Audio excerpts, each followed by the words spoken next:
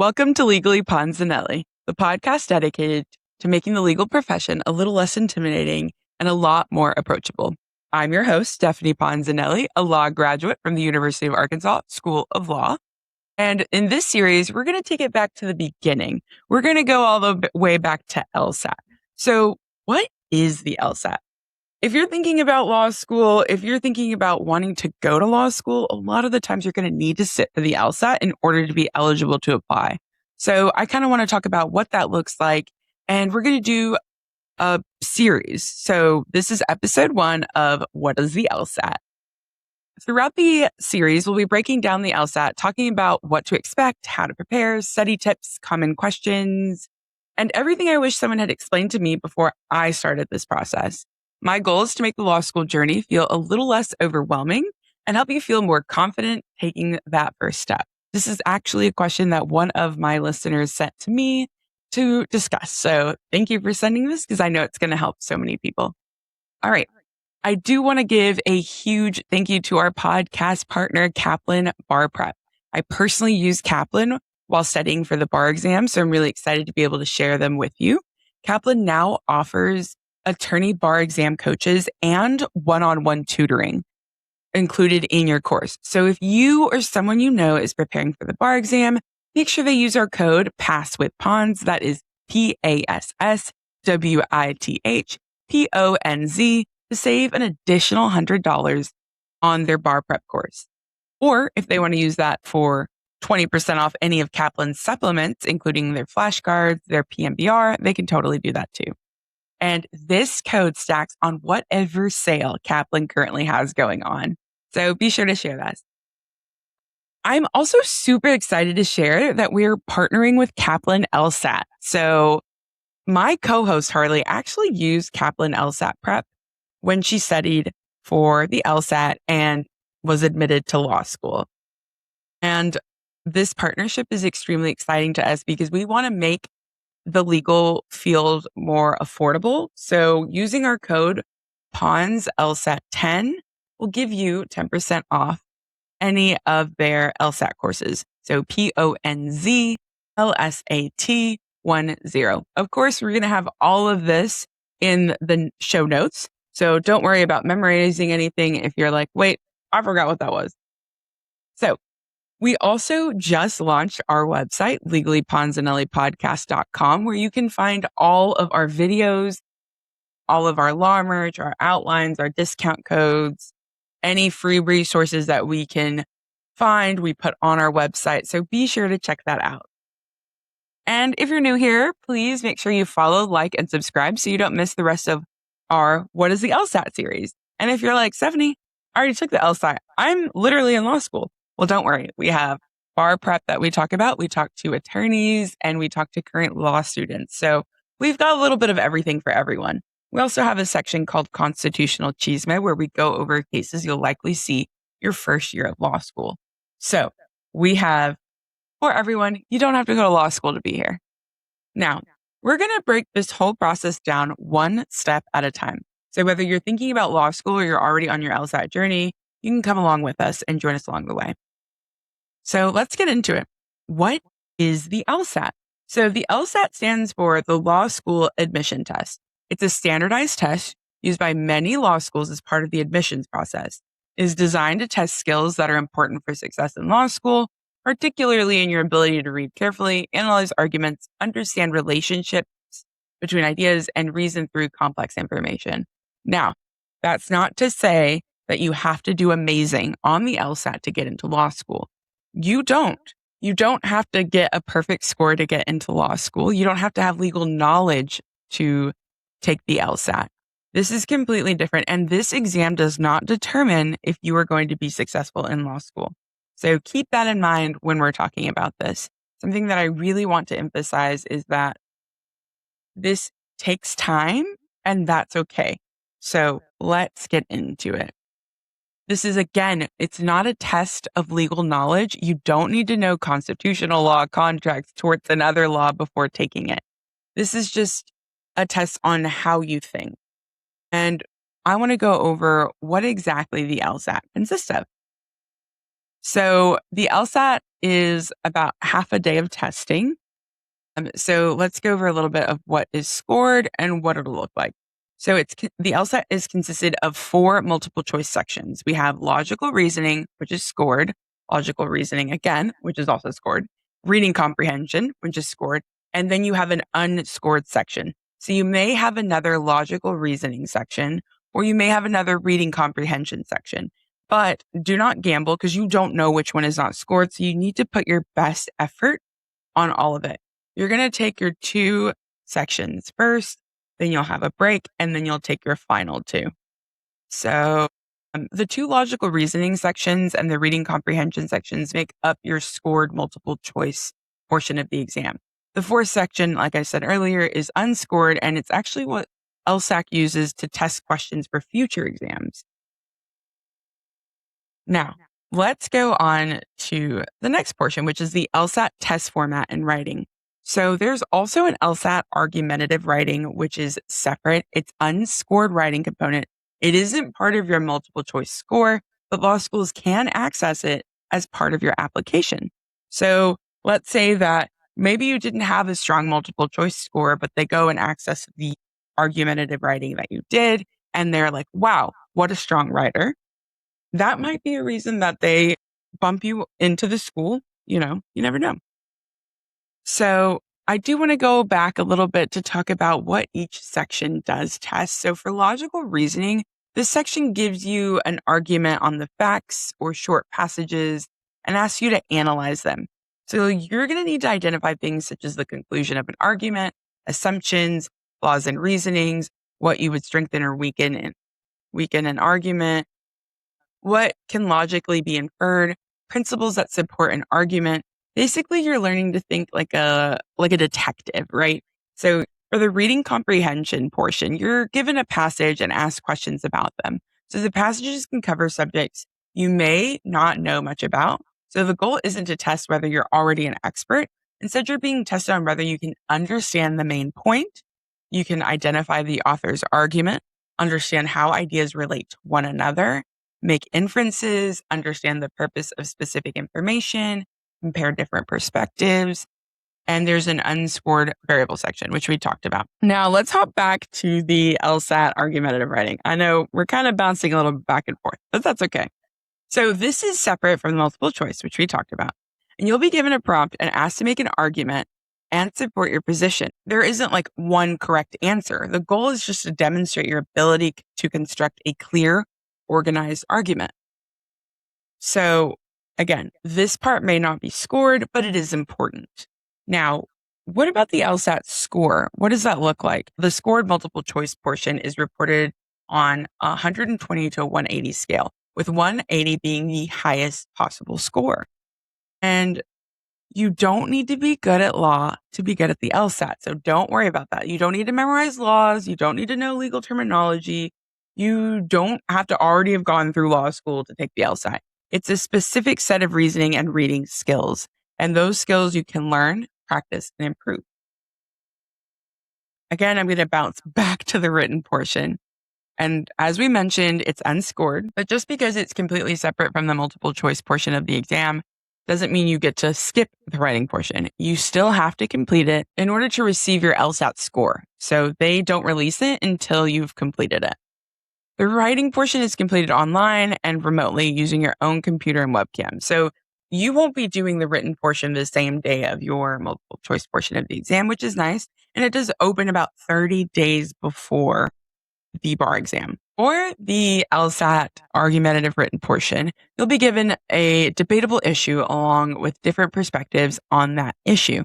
Your job is to take a position and write an argumentative essay that responds to the issue while addressing at least one of the ideas or arguments presented. You'll have about 15 minutes to do your pre-writing and analysis, and then about 35 minutes to do your writing. So that gives you about 50 minutes. And there's a little bit of flexibility. You don't have to stick to exactly 15 minutes of pre-writing and then 35. You can kind of divide that up however you want. So now that you know what the LSAT is, and this is probably a lot of information, you're probably like, wait, how the heck do I start studying for this? And honestly, I remember feeling extremely overwhelmed when I was wanting to go to law school and then figuring out, oh, I have to take the LSAT and this is so much. So that's why I'm here, to make it a lot easier. Now, here is how I would approach studying for the LSAT, knowing what I know now. I would have definitely gotten a program. And I know that that can be expensive, but something really cool that I think Kaplan does is they actually have a program where if you receive a fee waiver for your LSAT exam, you can send that or show that to Kaplan, and they can actually reduce the price of your LSAT prep. You can also use our discount code, which is Ponz LSAT 10, and you can save 10% off the course as well. And I remember being so stressed about this. Like when you first start looking into LSAT, you're like, there's so many study plans, there's so many prep courses, there's so many practice test books, tutors, TikToks, Reddit threads. Suddenly you're like, oh my gosh, everyone's telling me all these things.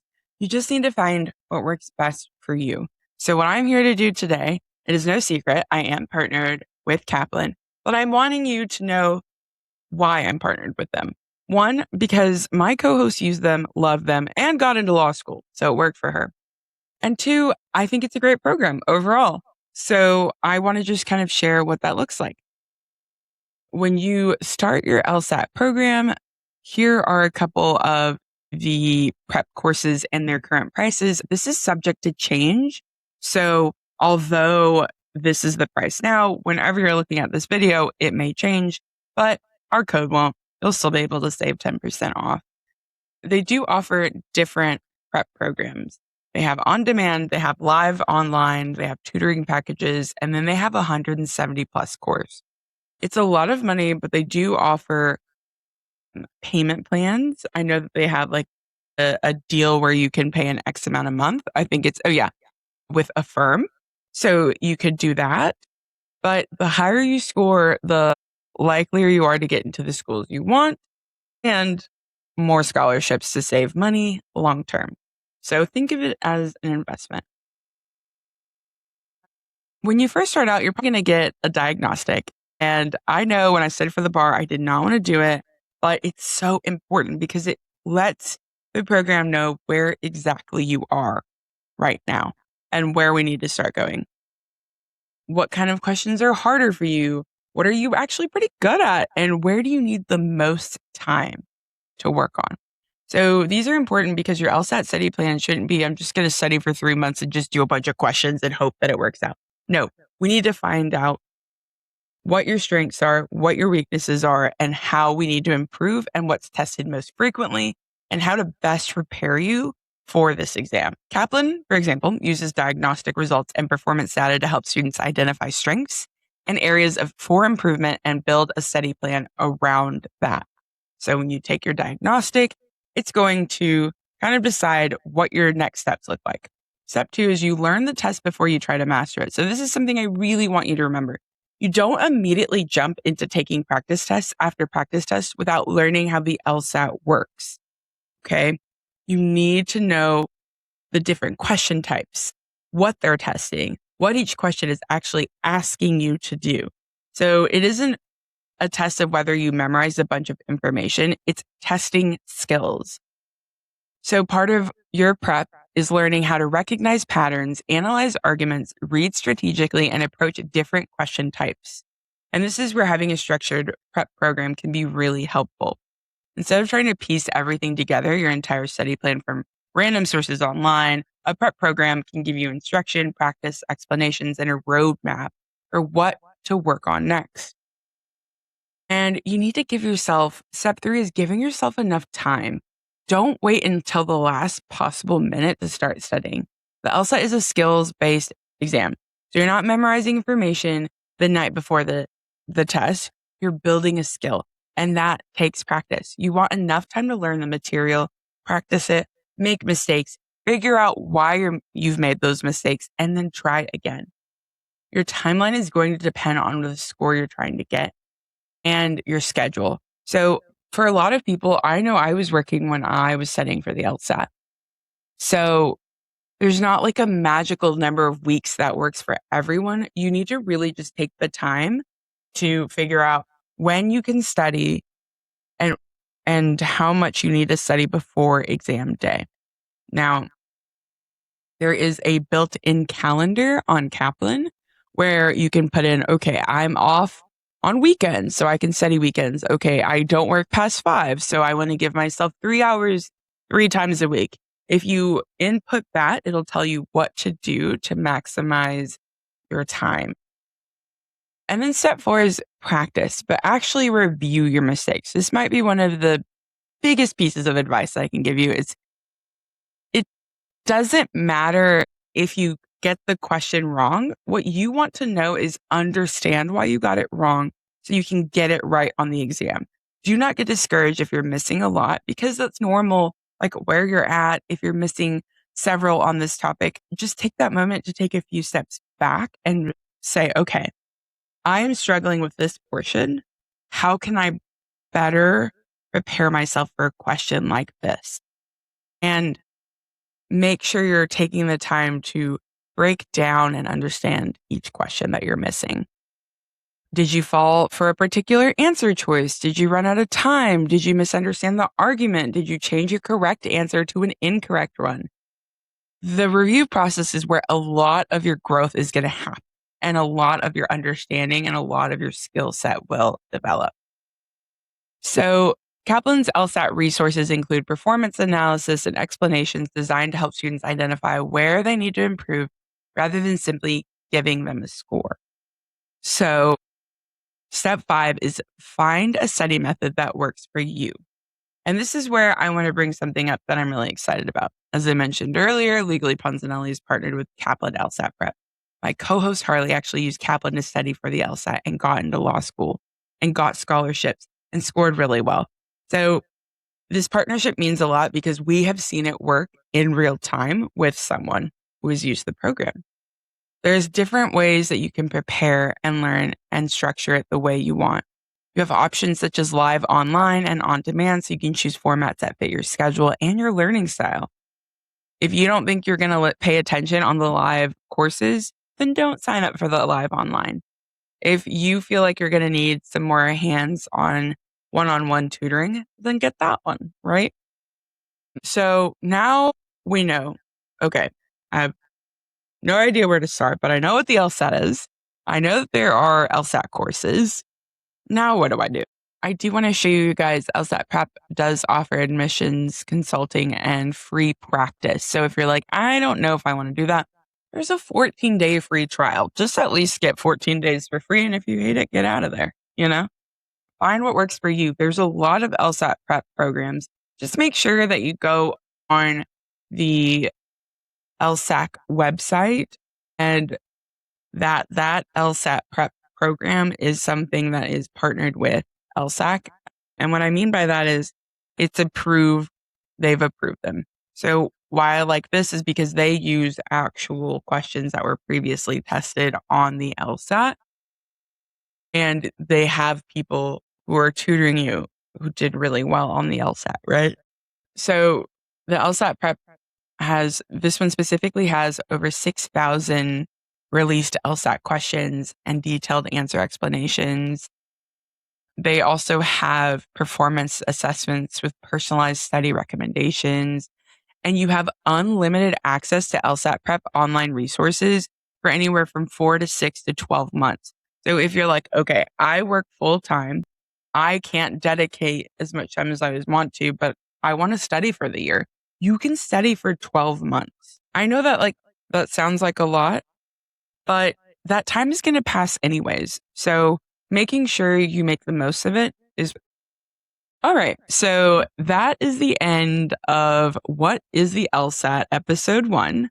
We'll be going over when the LSAT is administered, how to sign up, accommodations, what they look like, how to apply for accommodations on our following episodes. So please follow, like, and subscribe for more LSAT tips, law school advice, resources, bar exam tips, discount codes, and real conversations about the legal profession. Again, I'm your host, Stephanie Ponzaneli, and this is Legally Ponzaneli. Thank you so much for spending part of your day with me and being part of this community.